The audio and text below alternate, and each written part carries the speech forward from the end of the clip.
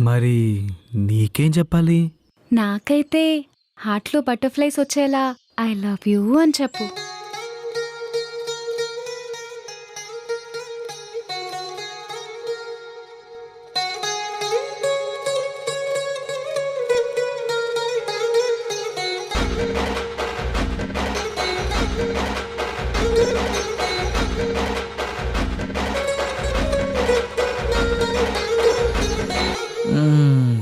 ఉన్నావా?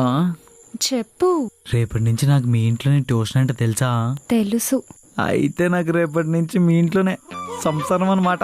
అబుచ్చా, ఏం చేస్తావేంటి? చెప్పను, చేసి చూపిస్తా. నువ్వు చేస్తే మేము చూస్తూ ఊరుకుంటాం మరి. అవునే, నువ్వు ఊరుకోకు, అస్సలు బాగోదు.